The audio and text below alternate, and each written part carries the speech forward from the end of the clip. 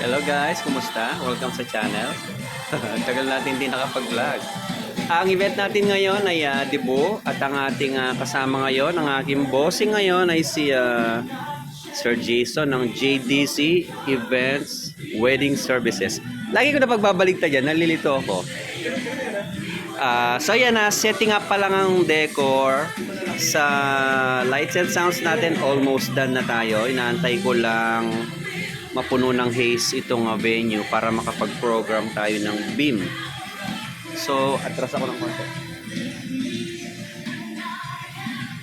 Dito sa stage natin, meron tayong walong parled yung nakakalat dyan. At meron tayong dalawang beam 260. May haze machine tayo sa dulo. At ito nga, nakita nyo naman siguro may bago tayong gamit.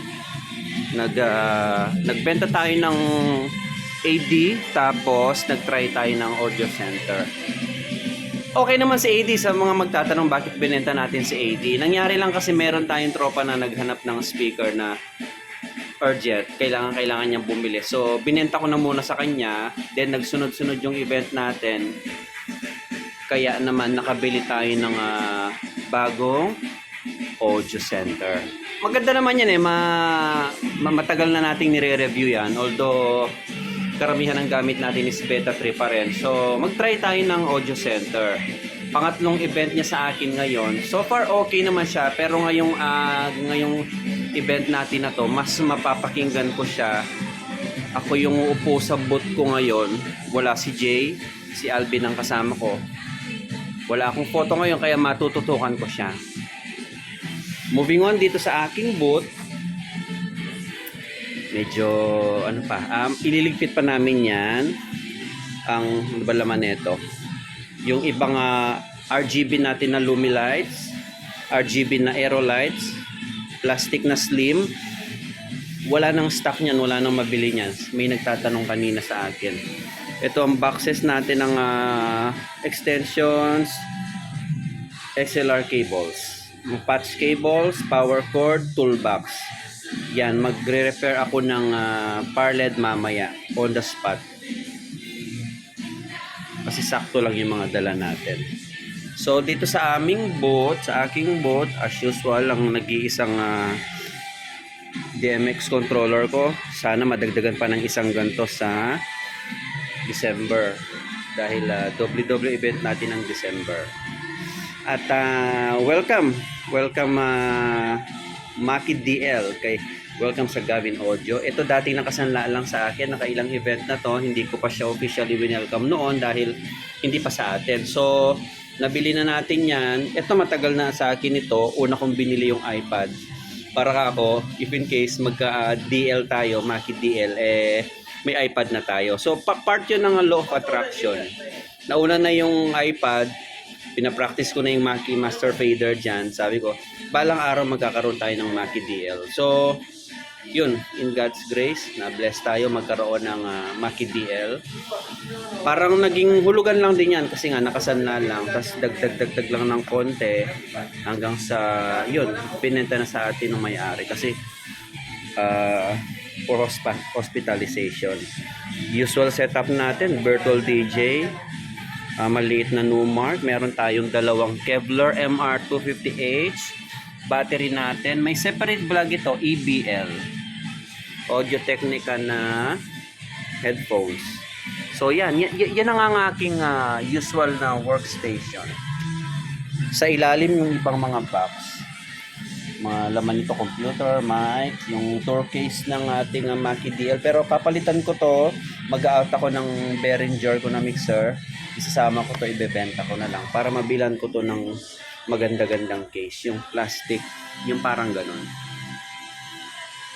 Moving on dito sa ating frontal lights, 2 per side na RGB full color from Lumi Lights, 1 per side na amber white from Lumi Lights pa rin yan. Hindi pwedeng wala tayong amber white.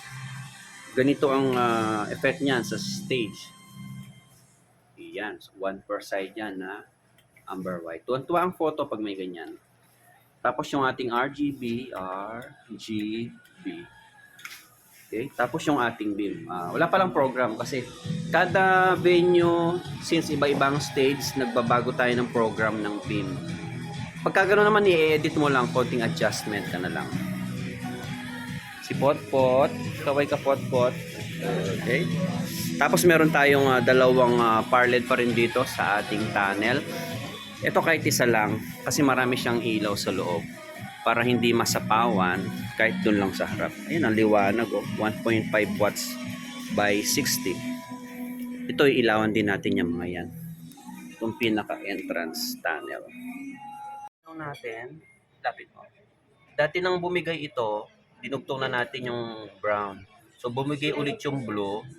So pagdudugtungin lang natin. Hindi tayo nagtete pagka ganito nagdudugtong. Ang ginagamit natin kagaya nito, cut natin hinang tapos meron tayong shrinkable tube para malinis tignan, no? Ito naman ito na yung ano nito, madalas nagiging sira nitong mga parled ko dito kasi nabe-bend siya. So, doon lang ang nagiging putol niya, which is very minor lang. Minsan, nagagawan pa yan ng paraan. Tutulak mo lang konti, tapos sisikipan mo to. Kaya lang pag talagang bumitaw na yung wire niya, hihinangan na. So, yun, on the spot repair tayo.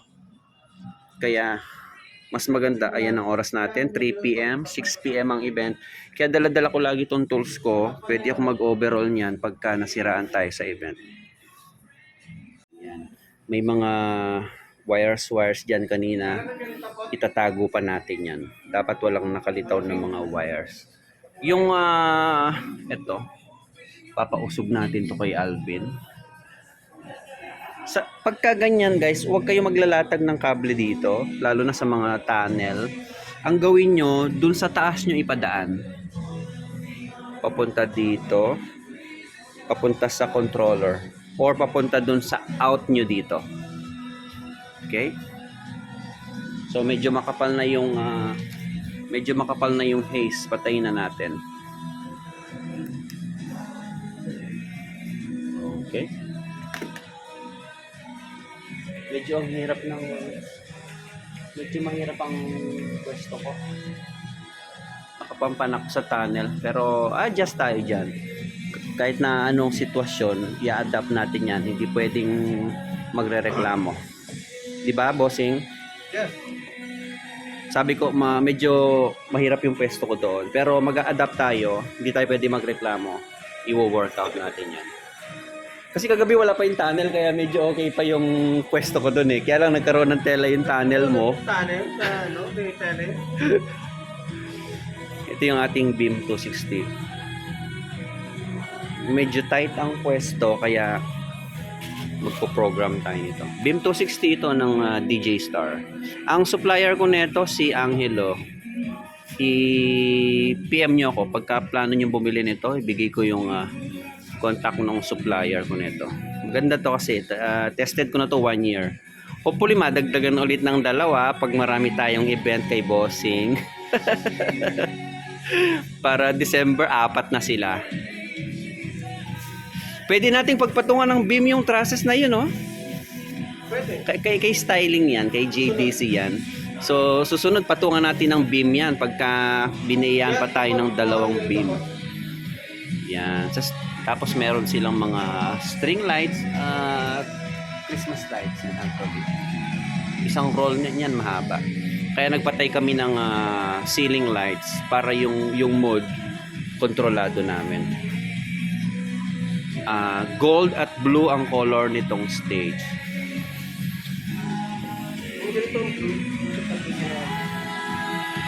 May bungi na yung isa kong parled, oh. So ganyan ang kulay niyan. Kung ang tatamaan namin is gold, dapat medyo blend sa gold yung setting ng ilaw mo. Ito since blue yung backdrop, blue din yung ipapasok pa namin yan doon yung wire. Blue din yung kulay ng ilaw. So dito gold, kaya medyo warm yung nilagay namin. Okay? So ganoon, dapat malinis yung mga wires nyo dito. Isuot nyo. Yan, kung nasa side pwede na yan. At least hindi nagaanong matatapak-tapakan. Ang venue namin ngayon dito ito sa Venetia Hotel, Subic Bay, Freeport. Nandoon yung boot namin na yun si Alvin. Eto hindi sa amin to. So, dalawang audio center na size 12 ang dala namin ngayon. Medyo pinaglayo namin kasi pahaba yung venue. Para hindi medyo ipon sa gitna ang tunog, kaya medyo inilayo namin. Nakamono lang kami dahil masyadong mahaba yung tatakbuhin ng kable. Kung mula dito, tatakbo ulit yung papunta doon sa right channel. So instead, nagmono na lang kami. Sa ganitong setup, walang problema yon. Okay? So ito, itatabi na namin tong mga to doon sa sulok para malinis tong area namin. Sige Ben, pwede mo nang itabi yung mga box natin doon.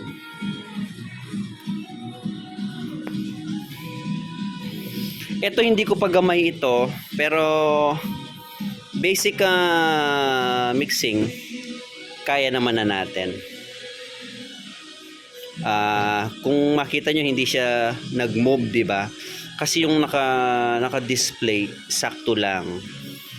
Mic 1, mic 2. Kung makikita nyo may red at saka green. Meron tayong red at saka green doon sa mic para madali nating ma-distinguish. Huwag lang dito hawak si host. So pag dito, kahit nasa malayo siya, magkaroon ng problema sa mic, alam ko kung ano ang ibababa ko. Red, green. Pwede mong, ang kagandahan dito sa Mackie Master Fader nga pala, version 5. Kahit hindi dito sa ganitong particular model, kasi may mga ganitong mixer na rack mount, ang model is DL16S. Same pa rin yung user interface. Napaka user friendly ni Mackie. Pwede mong i-rename ito. Yun ang kagandahan sa digital mixer. Halimbawa ito, i-click mo dyan, hanapin mo yung name. So halimbawa, type ko yung host. Ang pangalan ng host, halimbawa, Alvin.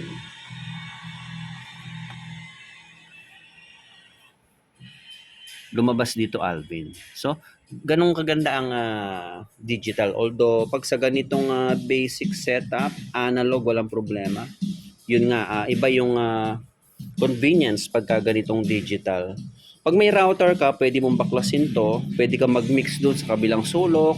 Gusto mo doon sa tabi ng stage. Yun ang isa pang advantage. Pero sa setup namin ngayon, wala yung router. Hindi ko kasi mai-connect sa wifi. Hindi ko lagay yung password nung dating may-ari, although ni-reset ko na, ayaw. So bibili ako ng bagong router, but for the meantime, okay na muna siyang ganito. Okay, so yung kulay pwede mo rin customize siya, no? Pili ka kung anong kulay ng gusto mo. Okay, tapos yung name, balik ko na lang sa mic 1.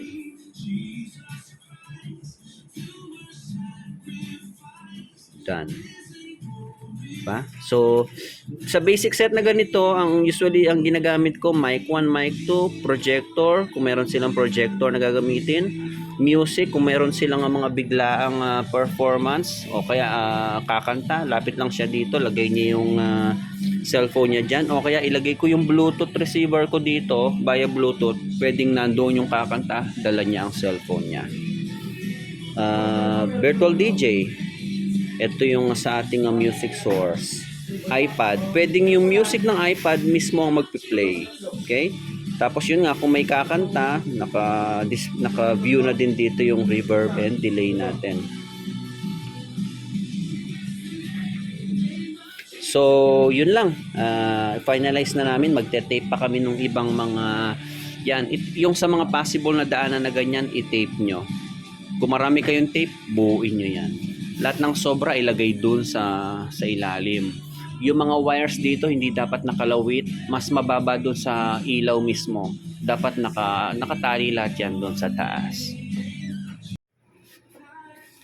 Program tayo ng beam. So, ang ginagawa ko, dinadala ko dito sa harap yung DMX.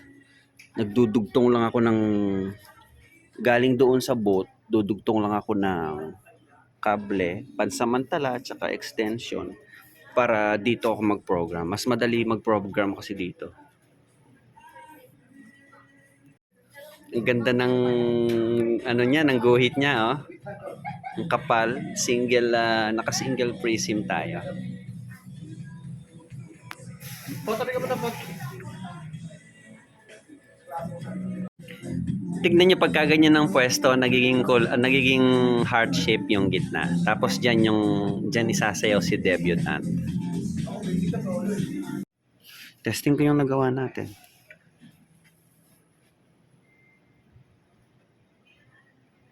Hindi na ako magpe-play ng music kasi nakaka-copyright eh. Nakakainis.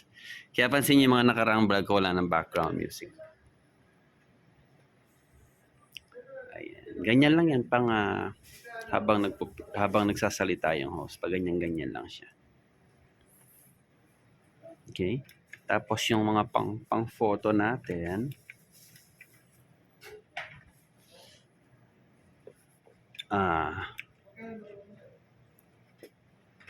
Ito pang 18 program na halimbawa 18 roses. So yan, pa-heart yung shape niya. Doon sila magsasayaw sa gitna. Yung number 2 nakatutok sa taas. Pwede rin yan habang nagsasalita yung host. Yung number 3, ganyan siya, napakatalas. Number 4, puti. Ayan siya. Beam 260 yan na, tapos may haze machine dapat kayo. 5 mas pino. Tapos yung pang upbeat natin, party. Yan.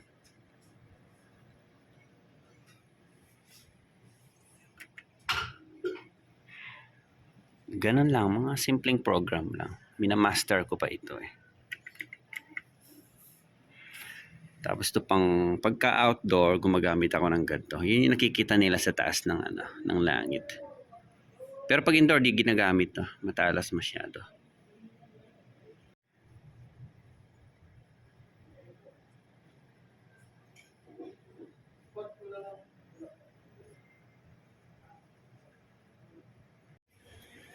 So, dito yung venue ng event natin today. Lumabas lang kami, nagpabili ako ng kape kay Alvin. Naantok na ako. Pasok tayo dun sa mismong function hall.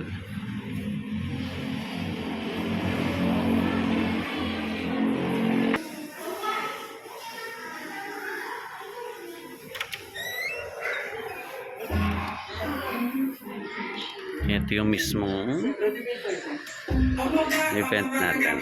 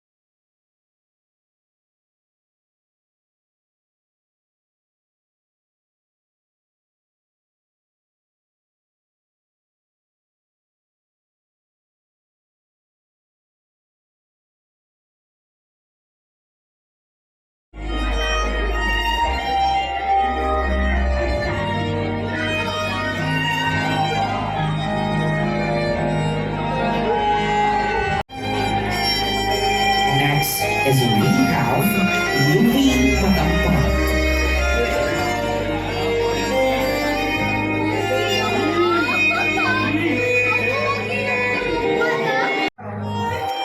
Pagka mga 18 programs, ganyan lang ang mga music natin, mga violin lang.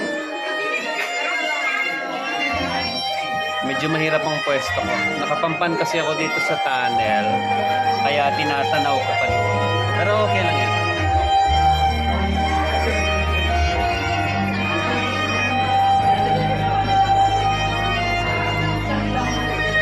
Next, ladies and gentlemen, Maki Dela Cruz. So far okay si Audio Center sa akin. Maganda talaga ang tunog niya. Medyo nanganganib si Beta 3 Sigma. Pag binenta ko ba, may mga bibili sa mga subscriber natin?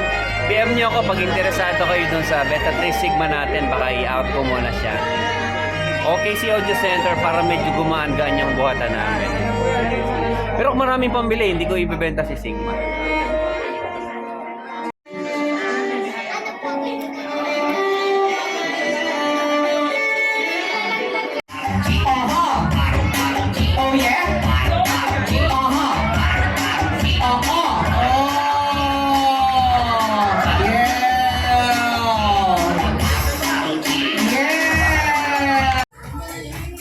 na guys, nakaraos na naman ng isang event. Itong kagandahan kay Maki, nailigpit ko na yung mic natin tsaka yung laptop. Tapos kung may music ka dito mismo sa internal ng iPad, i-read niya dito. So nakapagligpit na ako kagad dito. Naka-ready na yung mga boxes namin, rolyo, tapos sabay shoot diretso na dyan yung mga kable. Tapos eto, dumating na yung ating padded bag ng audio center kasi habang bago ingatan na nating huwag magasgas. Kaya shout out kay Prime Beats, kay Sir Obet ang gumawa nitong padded bag natin. Good job talaga si Audio Center. So turn down na natin yung volume, yung sa master at saka yung sa channel 1.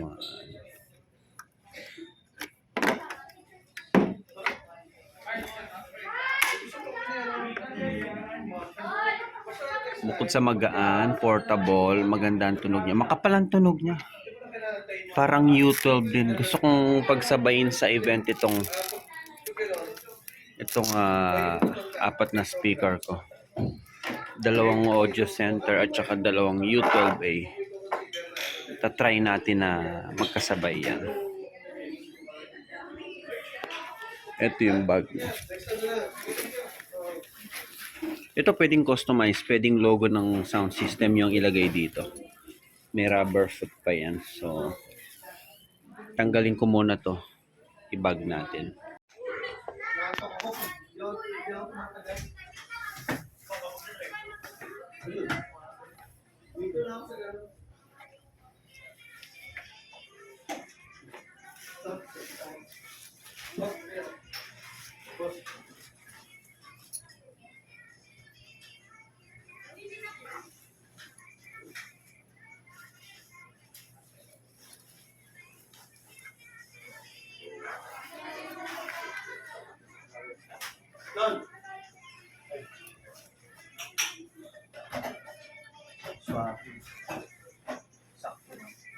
Sana all may bag.